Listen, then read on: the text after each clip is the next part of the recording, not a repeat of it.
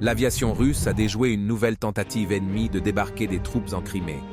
En outre, les systèmes de défense aérienne ont intercepté 8 drones ukrainiens près du cap Tarkhankut.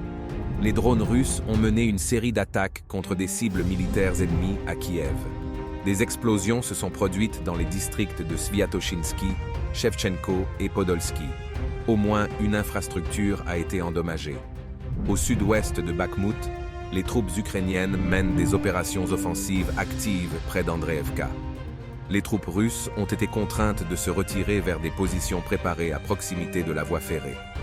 Les forces ukrainiennes continuent de bombarder aveuglement l'agglomération de Donetsk, notamment en utilisant des armes à sous-munitions. Des bâtiments résidentiels et des infrastructures civiles ont été endommagés. 2 personnes ont été tuées et 6 autres blessées. Dans le secteur de Vremevski, l'ennemi a de nouveau tenté de prendre pied à la périphérie nord-ouest de Novomayorsky et près de Novodonetsky. Toutes les attaques des troupes ukrainiennes ne se soldèrent pour elles que par des pertes et un repli vers leur position d'origine. Au même moment, au nord de Priutnoï, les troupes russes ont réussi à repousser les unités ukrainiennes au-delà du ravin Grouchevaya. Le contrôle a été rétabli sur l'ancienne ligne défensive, située à quelques kilomètres de la ville.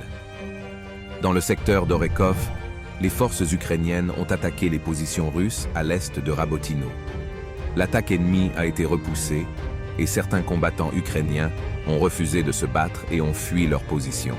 À l'est, des troupes ukrainiennes, sous couvert de véhicules blindés, ont de nouveau tenté d'étendre la zone qu'elles contrôlent près de Verbovo.